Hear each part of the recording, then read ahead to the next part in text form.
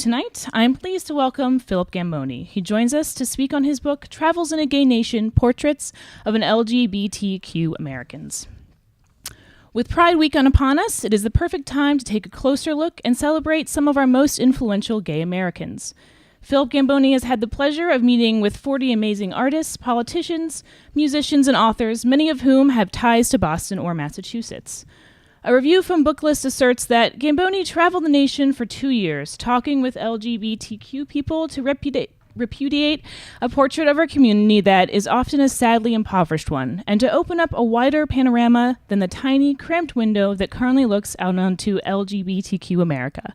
National Book Award-winning poet Mark Doty explores and expands his main themes of exile and loss in poems that confront the way things unravel, dissolve, and recently includes gay content that doesn't necessarily take center stage. He dislikes the notion that there's a right way to write gay. We did not go through a great struggle for liberation for someone to tell us how to be gay. Further interviews with politicians Barney Frank and Hillary Goodridge and more than 30 others blow fresh air through that big picture window of Gambone's. Mr. Gambone is a Massachusetts native and attended Harvard University. He has taught writing at Boston College, University of Massachusetts, and the Harvard Extension School, and is currently teaching English at the Boston University Academy. He has been featured in publications such as the New York Times and the Boston Globe, and has been included in Best American Short Stories. A writer of reviews, short stories, novels, and essays, Mr. Gambone's previous works include Beijing, a novel, The Language We Use Up Here, and Something Inside, Conversations with Gay Fiction Writers. We are thrilled to have him with us tonight, so will you please join me in welcoming Philip Gambone. What I'd like to do is read the final 4 or 5 pages of the introduction to this book, which I think sets out some of the themes, some of my thinking behind this collection of portraits and profiles, and I hope will stimulate some questions. There's a person in the audience who once told me that my a wedding toast that I gave was too long, so I'm going to try to be brief in my remarks so that we can open it up to lots of questions and answers. These days, LGBTQ stories are everywhere. Is there an adolescent in America today who could arrive at the age of 17 and not know some gay stories? And yet the portrait of our community that emerges from this collective cornucopia of images and tales is often, sadly, an impoverished one.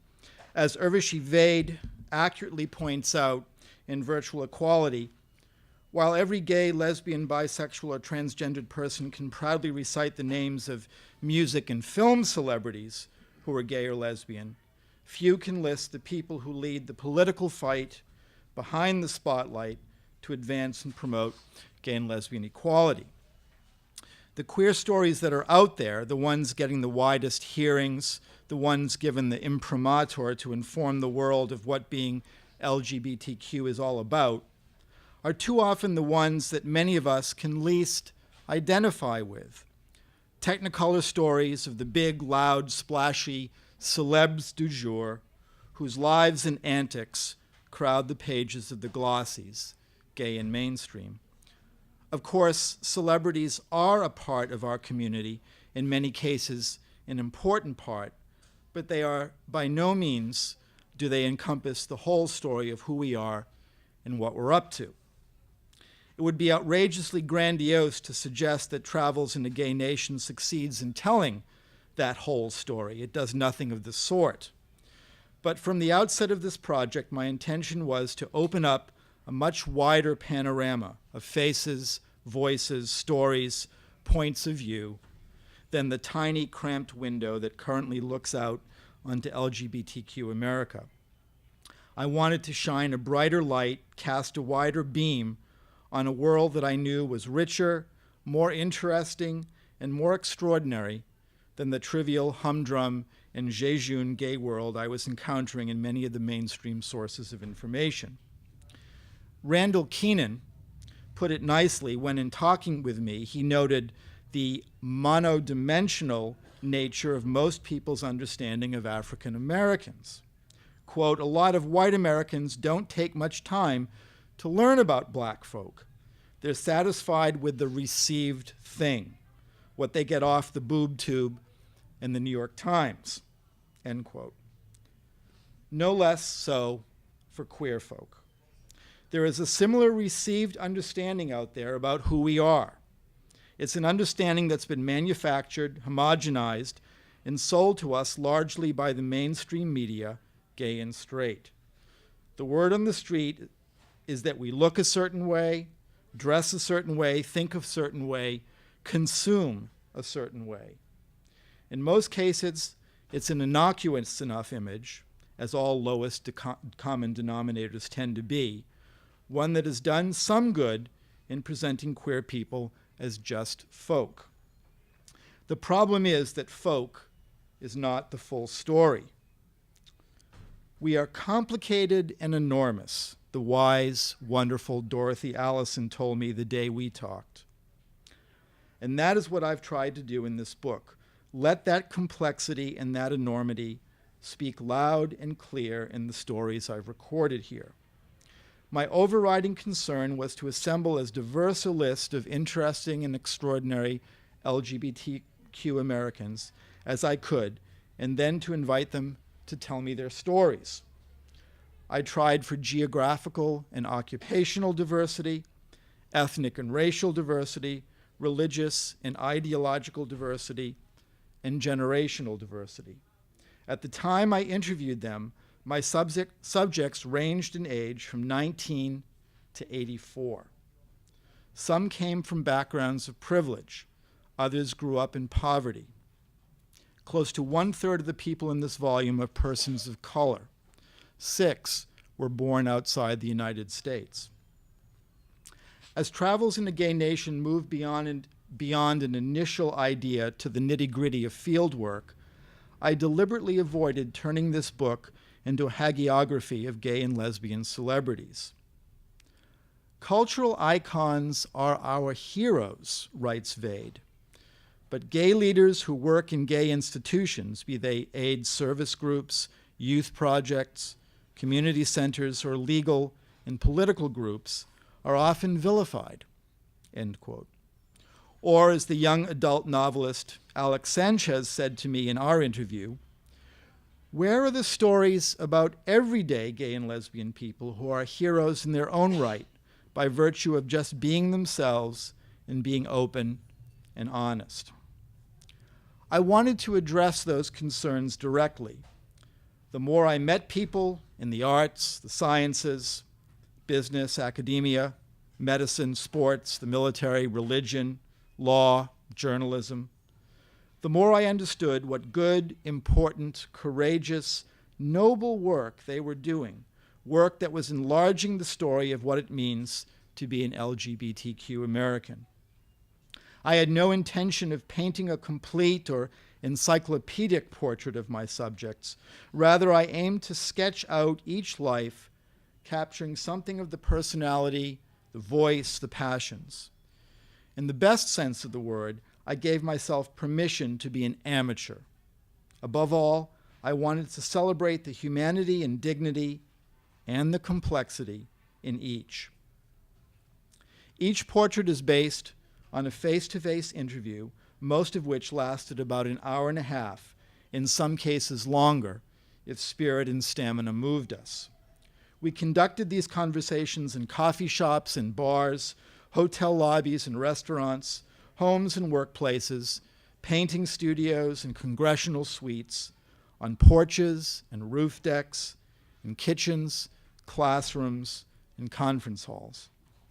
I arrived at each interview with a prepared set of questions, each set unique and based on my subject's work and what I already had learned about his or her life. If she was a writer, I tried to read as much of her work as possible before we talked. If a composer, I listened to as many recordings as I could find. I looked at movies, attended live performances, checked out YouTube clips. I read biographies, autobiographies, memoirs. During each interview, I let the conversation meander as it might. On many occasions, ideas and topics I had not anticipated arose spontaneously, and I went with them. Q&A often gave way to dialogue and conversation, an easy, friendly give and take. Many of the folks I spoke with were so garrulous, articulate, and thoughtful, so excited to tell their stories, that my script became superfluous. We just talked, and marvelous things arose. But no matter whom I was interviewing, no matter what their profession or circumstances, I tried to find the particular humanity in each, the anecdote, the telling detail, the specific moment, the vivid memory. These, more than a comprehensive life history, was what I was after. I was aware, too, that I was meeting my subjects at various stages in their own careers and lives. Some, like Russell von Kryenberg and Chris Barnhill, had not yet even finished college. Others were in mid-career. Still others had changed careers. A few were in semi-retirement, and some averred that they would never retire. In short, what Studs Terkel identified as the core question that informed his interviews, what's it like to be a certain person in a certain circumstance at a certain time, became my question as well. The subject of how my subject's sexuality informs his or her life and work often came up. Some had struggled long and hard in coming to terms with their sexual and affectional preferences. For others, and there seemed to be no pre-Stonewall, post-Stonewall pattern here, their sexuality had been virtually a non-issue as they grew up and made decisions about their lives. For some, their identity as a sexual minority person was crucial to their life's work. For others, it was less so. But for each person in this book, there came a time in his or her life when, as Dorothy Allison once wrote, he or she decided to live. That decision, to live honestly, openly, and fully, gave each of them the freedom to use their queerness as a base, here I'm borrowing from Urvashi Vaid again, from which to enter the world. Being gay, novelist Randall Keenan told me, forced me to look at things theologically, sociologically, artistically, in ways that I wouldn't have otherwise. That was my path. As with all minority people, LGBTQ folk recognize that their standing in the world is always at a slant, always not quite, no matter how many political victories we win, no matter how assimilated into the mainstream we are. Admittedly, some people in this book have managed to construct for themselves lives as respectable and innocuous as those of their straight counterparts. Others have embraced the identity of, to use Richard Goldstein's phrase, unassimilable homos. But no matter what the case, it's fair to say that everyone in this book understands that at some level, his or her life is imbued with an elusive quality that I've come to identify as gay spirit. At its core, that's what this book has come to be about, a series of friendly raids on that gay spirit through the life and work, the personalities of some extraordinary LGBTQ Americans. I have been less concerned with defining this spirit than I have in letting it express itself through the words of the people who so generously and candidly talked to me during this project. With some I laughed and joked and told my own stories. With not a few, I cried. No matter the gender, the age, the profession, the particular life circumstances, we recognized together that something important was afoot here. I think of David Sedaris, who told me that his homosexuality has, quote, more than anything affected my perspective, which is to be a watcher. Or Tico Valle, who says that what he likes about being gay is that it allows him to see the world differently and consequently, quote, to appreciate differences in our world. A claim to wholeness is how the young Black Atlanta poet Yolo Akili expressed it to me. I think in those conversations we came to be reminded once again that as LGBTQ people we participate in a sensibility and create a culture that, as Alison Bechdel told me, makes the space bigger for everyone else. One of the most interesting aspects of this project was to hear from the people I interviewed some of their own ideas of what this book was all about. Many reaffirmed the sheer importance of getting our stories out there. "It's good to be reminded," Alice Holm told me at the end of our conversation, "that our lives and experience need to be told."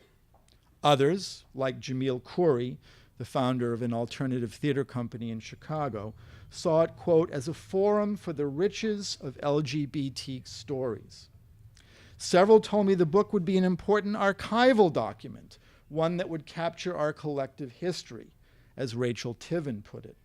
Others, like Kathleen McGuire, the first female conductor of the San Francisco Gay Men's Chorus, said the book would, quote, inspire others to do great and important things with their lives, or, as Tammy Baldwin told me, benefit generations to come.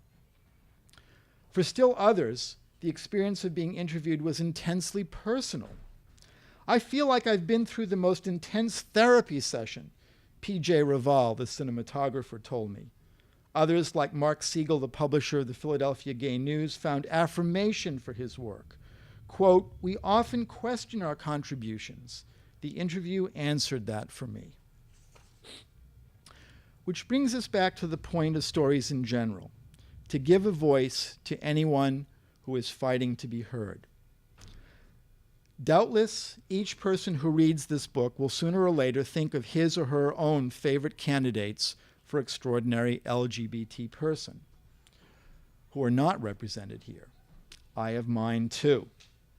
Between July 28, 2007, when Tim McFeely and I recorded our conversation around a picnic table in Provincetown, and June 29, 2009, when I finished up the project at a kitchen table talking with Scott Heim and Michael Lowenthal, I interviewed 102 people for this project. There is not a single conversation that I would not happily have included in this volume. Alas, the various exigencies of today's bookmaking business limited the number of profiles I could tuck between the covers. I can only hope that in the near future, a second volume will follow. If you all buy a copy, maybe that will happen. There are too many more great stories I want to tell. A word about the intended audience for this book. Anthony Appiah, Princeton philosopher, whose own captivating story is included in this volume, once interviewed Fred Wilson about an installation that Wilson had mounted at the Maryland Historical Society. "How," Appiah asked him, "do you create a show that anybody who comes in can make sense of without being alienated?" The day Appiah and I spoke, I addressed a similar question to him. How do I put together a book that anybody can find value in and not be alienated? My instinct, he told me, is to say you can't do that. I do think that getting used to one another is the way to move forward. A lot of that will require humanizing, that is, getting a sense of the human lives of people, not talking about theoretical matter, human rights, equality, all of which are important, but getting a sense of the texture of a life lived a certain way. Lived a certain way because it's the best way for that person to live according to his judgment or her judgment. Having a sense of a life, as a thing that makes sense in its own terms, is very useful. My hope is that Travels in a Gay Nation will give readers a sense of the texture of some 44 distinct and extraordinary lives lived in ways that make beautiful and inspiring sense. Gay artist Patrick Webb told me that the Punchinello figure that is the subject of so many of his paintings, Webb calls him his every gay man, is the hero of his own life. In this age where LGBTQ people are still coming under attack because their lives don't happen to square with other people's notions of what it means to be good and valuable and meaningful in this world, the men and women profiled here speak eloquently to the contrary. They have managed, despite everything, ignorance, oppression, fear, hatred, intolerance, injustice, violence, ridicule, or just plain indifference. They have managed, despite everything, to construct heroic lives for themselves. Splashy or quiet, center stage or behind the scenes, these are people all of us, queer and straight, should be paying attention to. Thank you very much. When the project was first conceived, and actually the book was commissioned, they pretty much gave me carte blanche to put together a list. They said to me, we know your book of interviews with gay fiction writers, and we like it. We want three things to be different. We don't want it to be just about writers. We don't want it to be just gay men. And we'd like a book that's not just in Q&A format, but profiles. So I said, great. I love meeting people. I love talking to people.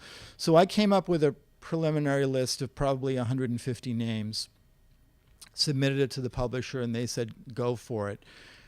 Over the course of the 2 years of the project, people would suggest other names to me. I would follow different paths. Meeting one person would open up a whole other field that I wanted to pursue. So the thing sort of just snowballed. At some point I had to stop. I mean, I stopped at 102. 100 seemed like a nice number. Threw in a couple extra. I could have gone on and on. I've already been contacted by a gay archive in San Francisco that actually wants the entire collection of digital recordings. I've got probably 200 hours of interviews. So who knows? One of the things I loved about this project is that I actually got to meet people that probably I would never have met, either because of the walk of life I'm walking down, or because I wouldn't get to certain geographical areas, or because I would just be shy about talking to certain people. And so I really pushed myself to go out there and meet people that even I, as an out gay man, might not have encountered in my day-to-day life and work. So for me, one of the most challenging aspects of this book was to interview the 5 or 6 transgender people that I did, some of whom I'd say are quite assimilated into mainstream American life, and some of whom I think sort of stand on their right to be outrageous and standing apart from mainstream. Most of the people in this book, I'd say, are assimilated into the larger American fabric simply because they are people doing important work in lots of different fields. In some cases, those fields are directly linked to gay activism, gay politics. In other cases, not so at all.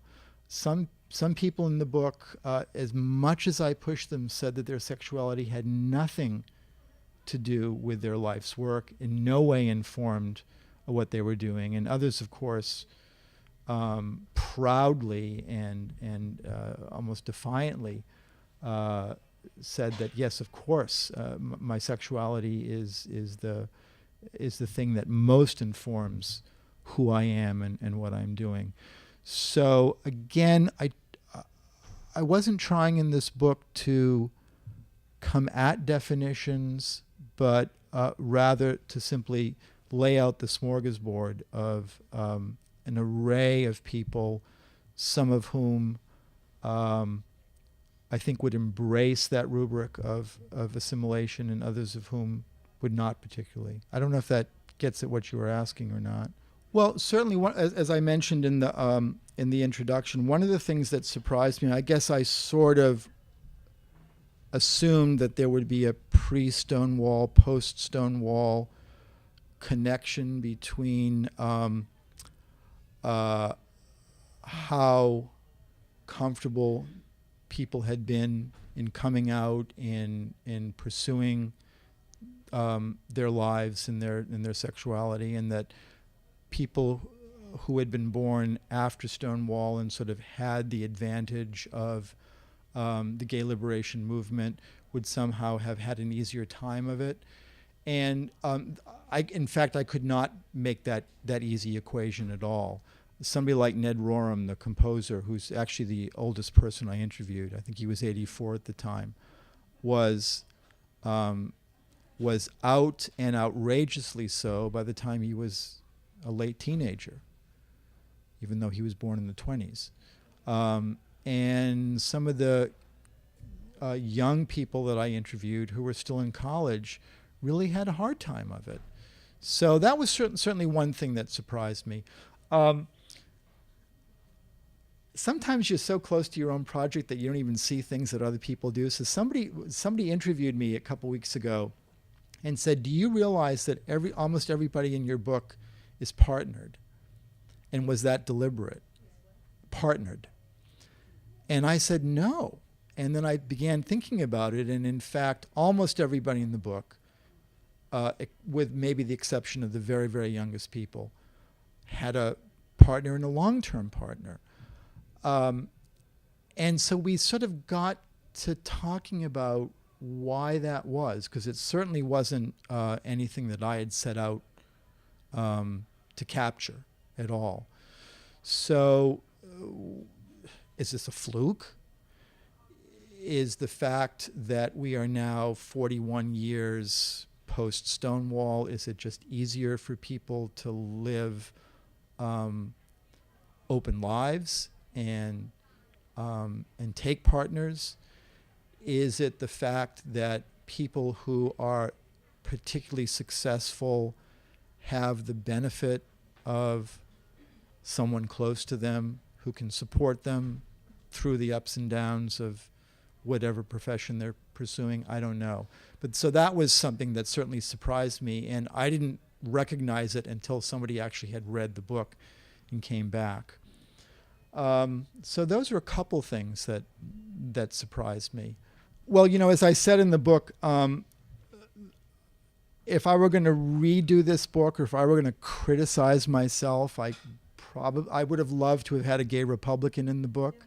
And I didn't, and I don't know why I didn't. It wasn't that I was afraid of pursuing that. Probably in some way the most conservative person in the book is Richard Rodriguez, who's actually a wonderful writer. He wrote a memoir called Hunger for Memory, Mexican-American,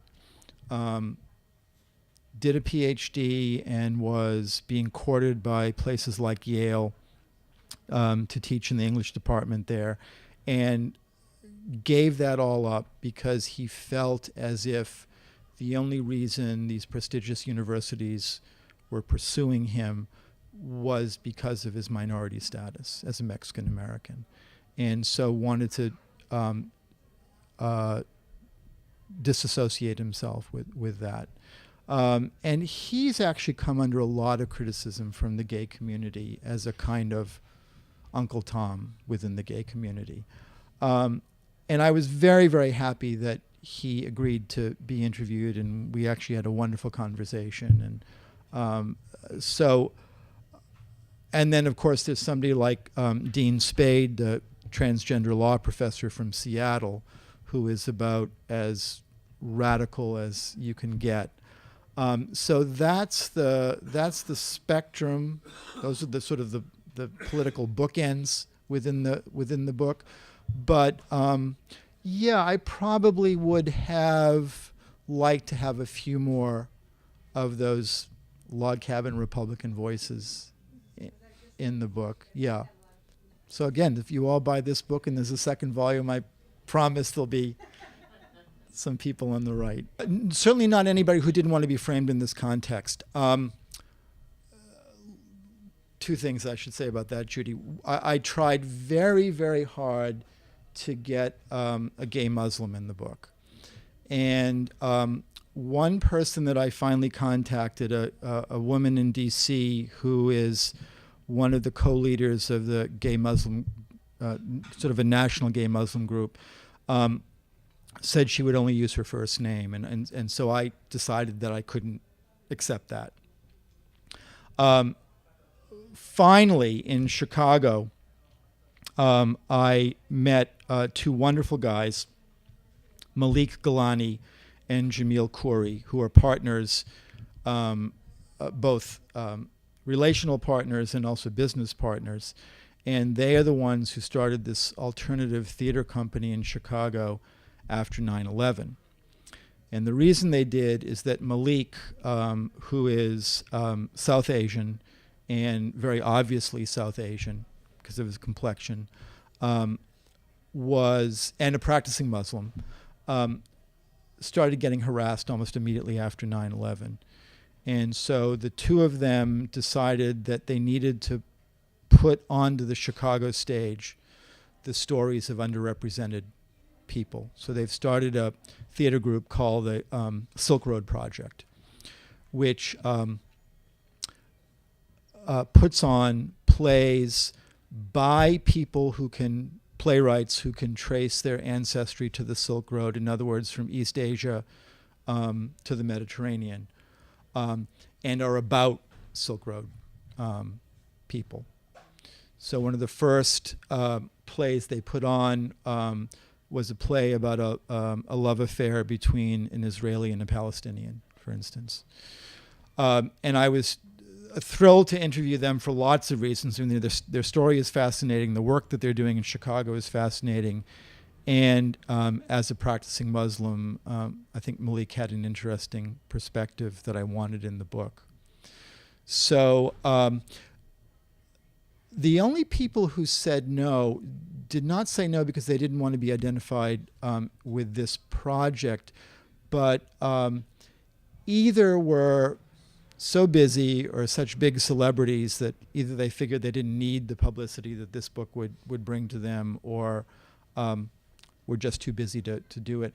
And that actually didn't dismay me because, as I say in the interview, I kind of wanted to steer away from celebs anyway, and get a much broader palette into the book. So no, I mean, no, I think in this day and age, people are happy to be identified with this community and with the kind of work that they're doing. Well, thank you all very much for coming, and I'm happy to sign copies of the book. Thank you.